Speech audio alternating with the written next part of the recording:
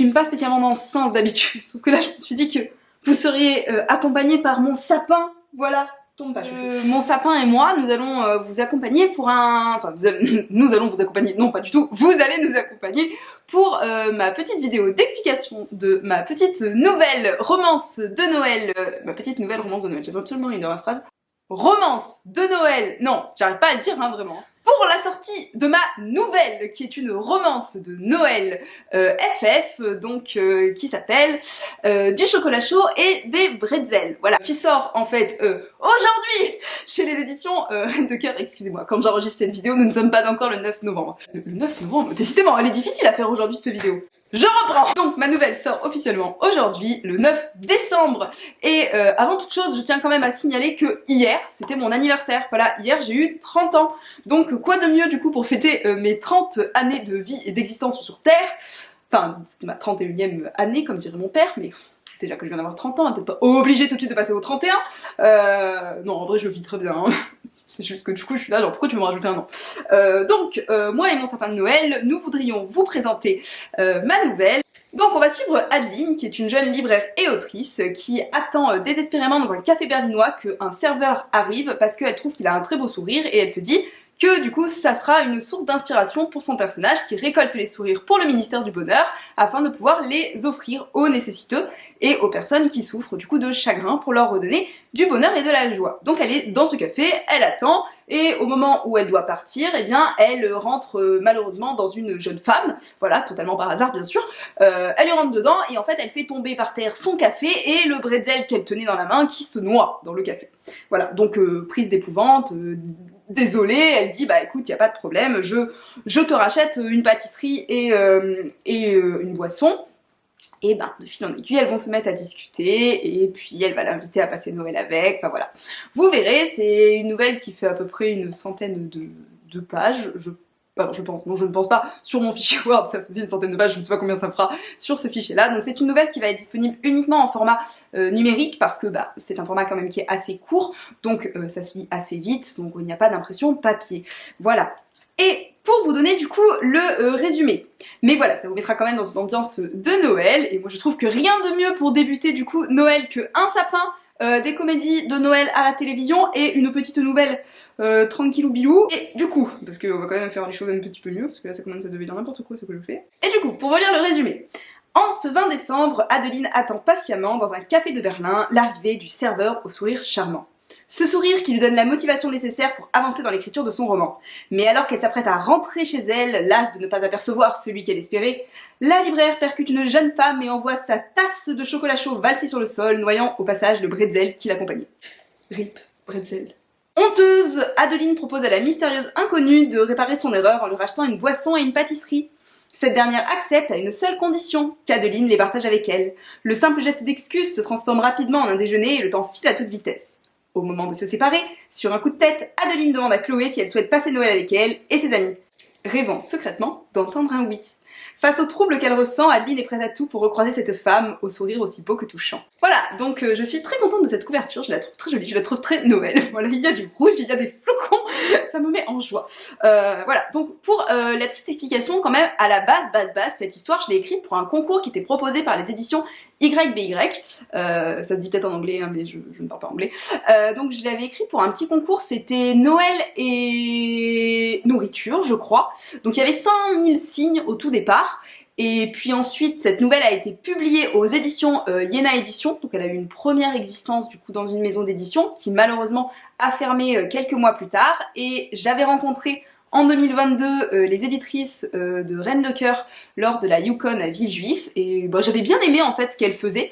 Je leur avais pas parlé du tout de ma nouvelle à ce moment-là, mais en fait j'avais découvert du coup la maison d'édition, j'avais trouvé ça génial qu'elle soit une maison d'édition qui vise à donner plus de visibilité à la littérature lesbienne, et du coup je m'étais dit bah pourquoi pas leur proposer la nouvelle, sachant que moi ma maison d'édition avait fermé. Donc je leur avais envoyé un mail en disant et en expliquant l'histoire de cette nouvelle qui avait déjà eu une existence, une, deux, et en demandant du coup si elles étaient d'accord pour la lire. Sachant que pour la publication, j'avais déjà dû rajouter 10 000 signes supplémentaires à ma première version pour le concours, et elles m'ont dit ok, mais par contre il fallait un nombre minimum de signes, en gros elles publient pas de nouvelles en dessous de 20 000 Ah, c'était pas des signes, c'était des mots là. 20 000 mots, je ne sais pas combien ça fait en signes, je ne sais pas. Et du coup, j'avais rajouté des mots qui fait la version qui sort aujourd'hui. Voilà, qui du coup fait 25 000 mots. Je ne sais pas combien ça fait de signes. Pour ceux qui sont très forts en signes, vous le convertirez en dessous. Parce que les Français, on parle pas forcément comme les Anglais, enfin bon, comme les maisons d'édition. Enfin, tout le monde ne parle pas pareil, mais bon, en tout cas, je pense que ça fait à peu près une petite centaine de pages pour vous, lecteurs, qui parlez en pages et non pas en mots, ni en caractères, ni en signes, ni avec des termes comme ça. Donc, ça fait à peu près une petite centaine de pages. Voilà. Et du coup, ça m'a surtout donné envie d'écrire une romance de Noël. Genre, vraiment. Déjà parce que c'est Noël bientôt et que j'adore Noël, j'adore la magie de Noël, j'adore... Ouais, en fait, j'adore cette période, j'ai toujours aimé cette période parce que je trouve que c'est une période magique et pourtant j'ai totalement conscience que tout le monde n'a pas la chance de vivre un super Noël et je suis pas en train de dire tous les Noëls sont extraordinaires, tout va bien dans le meilleur des mondes dès que c'est Noël. Bien au contraire, on sait bien que c'est pas forcément le cas.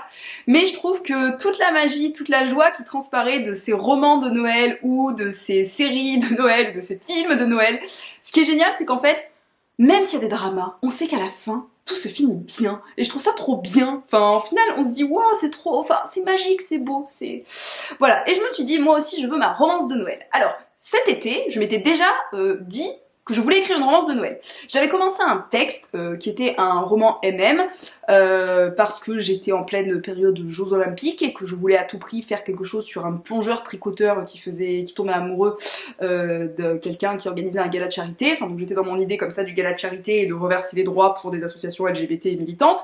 Et finalement, j'ai écrit 3 chapitres et puis j'ai pas continué. Alors, déjà parce qu'on était en août, c'était pas très Noël. Ensuite, je me suis dit non, machin, j'ai pas envie. De toute façon, moi j'ai envie d'écrire un truc qui se passe en Allemagne, du côté de Munich. Déjà parce que j'adore en fait l'Allemagne, j'ai vraiment une grande passion pour l'Allemagne, c'est vraiment un pays que j'aime beaucoup. J'aime beaucoup ce pays pour toutes des raisons multiples, alors qui font que déjà dans mon bagage historique, j'ai beaucoup travaillé sur l'Allemagne, et bon là pour le côté plus sombre malheureusement de l'histoire de l'Allemagne, mais j'adore tout ce qui se réfère à la période des ducs de Bavière, donc très peu de personnes le savent, enfin c'est pas que très peu de personnes le savent, c'est que les gens ont du mal un peu à comprendre un peu l'histoire de la construction de l'Allemagne, qui est en fait pas spécialement expliquée à l'école, sauf si vous avez fait de l'allemand, mais en gros l'Allemagne en tant que pays constitué, ça n'existe que depuis la fin du 19e siècle. Avant, on avait l'Empire prusse, on avait l'Autriche-Hongrie et on avait la Bavière. Et du coup, moi j'adore en fait la Bavière et l'histoire des ducs de Bavière. Sauf que les ducs de Bavière, dans les derniers rois, il y a Louis II de Bavière, celui qui était fantasque, qui grandiloquent, qui aimait plus l'art à la politique, qui a fait construire les châteaux du coup de Neuschwanstein, d'Ehrenkensee, enfin ce roi-là, eh bien Louis II de Bavière, il a fait une alliance avec les Autrichiens au moment du coup où les Prussiens se battaient et il a perdu, du coup il a été intégré, enfin son royaume a été intégré à la Prusse qui est ensuite devenue l'Allemagne. Bref, Louis II c'était le cousin de Sissi l'impératrice, pour ceux qui ne le savent pas. Donc c'est vrai que les Bavarois ont beaucoup de liens avec les Autrichiens, ils ont aussi un dialecte qui leur est propre, ils ont une culture, ils ont une histoire qui est un peu différente, qui fait dire à certains Allemands, les Bavarois c'est pas vraiment des Allemands. Et c'est vrai que moi j'ai eu quand même la chance d'accompagner, non trois séjours en Bavière parce que alors ma ville est jumelée en fait avec Bad Vissé en Allemagne et parce que mon établissement scolaire, on avait un partenariat et un échange qui se faisait avec le gymnasium, donc c'est-à-dire l'équivalent du collège-lycée, qui se fait donc qui est dans la ville de Tegernsee, qui est à 50 km à peu près de Munich et qui est en face de Bad Vissé. Du coup, j'y suis allée plusieurs fois, je suis tombée totalement amoureuse de cet endroit, il y a un lac, c'est beau, les gens ils sont gentils, enfin vraiment ça a été toujours génial et c'est vrai que bon, ça a beaucoup contribué à mon coup de cœur voilà pour cet endroit. Et du coup, j'avais aussi envie de proposer une nouvelle histoire, une nouvelle romance. Donc là, je me suis lancée dans l'écriture d'une romance FF qui serait en lien avec ma nouvelle. C'est-à-dire que dans cette nouvelle, on suit du coup le personnage d'Adeline, on suit son coup de foudre avec Chloé qu'elle rencontre, qui est une jeune galeriste qui vient de Munich, et après leur histoire d'amour slash amitié aussi avec Toby et Caïs, donc Toby c'est le collègue d'Adeline, chez qui ils vont passer Noël, parce que c'est C'est un Noël pas familial, mais un Noël amical, voilà. Parce que Noël, bah, c'est pas forcément toujours des liens de famille. Des fois, on recrée son Noël et sa famille à sa façon. Et du coup, là, dans le roman que je suis en train d'écrire, j'ai pris de nouveaux personnages. On suit donc, je vous mets ici mon mood board du moment, mais c'est pas forcément un truc définitif. Hein, là, c'est ce que je fais en ce moment. Donc, en ce moment, j'écris cette histoire qui s'appelle Une Bavaroise pour Noël et qui, du coup, raconte l'histoire de Lina. Qui est une jeune femme qui a quitté la Bavière pour s'installer à Berlin il y a 5 ans parce que ses parents sont décédés et que ça a été très compliqué pour elle de supporter leur décès. Et du coup, elle s'est installée à Berlin et elle a rencontré un garçon et ils vivent le parfait amour. Enfin, en tout cas, elle le croit. Et sauf que, alors qu'il s'apprête à se marier, eh bien, ce jeune homme vient la voir et lui dit, bah en fait, non, finalement, je ne veux plus me marier. Donc voilà, patatras, tout s'effondre et donc...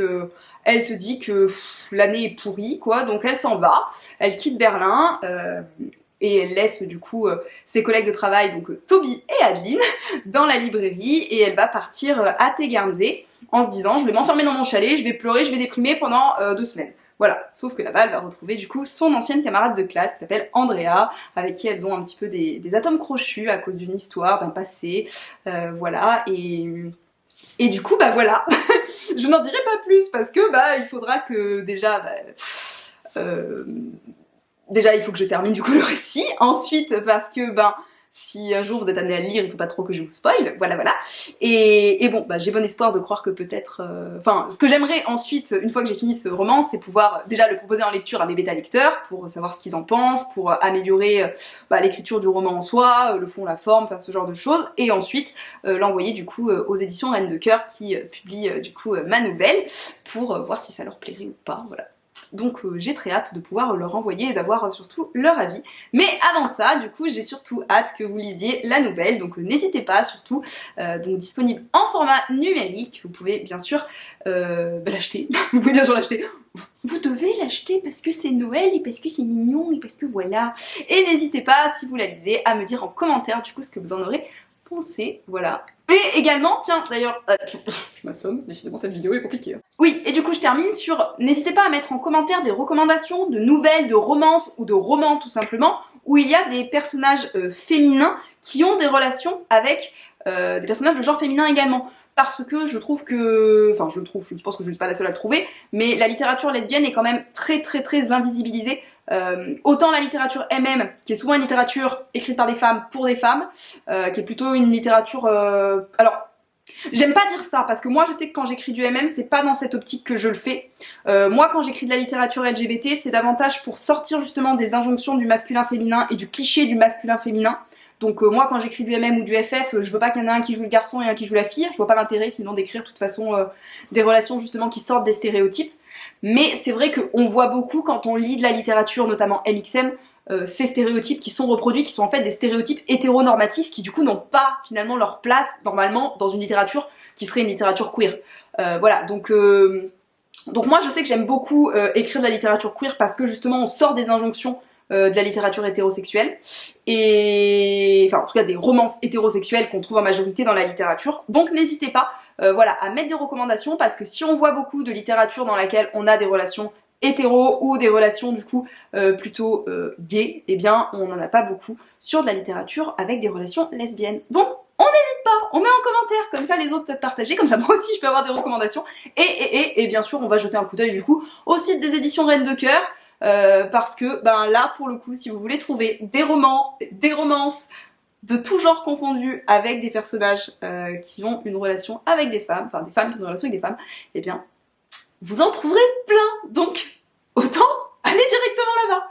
Voilà, et à commander directement sur leur site, parce que il y a une démarche aussi éthique d'impression du coup pour éviter d'imprimer à l'étranger, au bout du monde, en Chine, donc évitons de passer par certaines plateformes, voilà, qui pourraient pas forcément bien rémunérer les gens au niveau du travail, donc bon. N'hésitez pas, c'est un site qui est fiable, vous inquiétez pas, vous ne serez pas piraté. Je dis ça parce que beaucoup de personnes, quand ils sont là, genre je connais pas le site, non mais tout va bien se passer, hein. Enfin tu connais pas le site, je connais pas plus Amazon, hein, donc voilà, bref, je m'égare, quoi qu'il en soit, j'espère que vous aimerez bien cette romance, j'espère que cette histoire vous plaira, j'espère que ça vous donnera envie d'aller visiter Berlin, et j'espère du coup que après cette nouvelle, ben, il y aura d'autres choses en perspective, voilà. Et sur ce, joyeux Noël!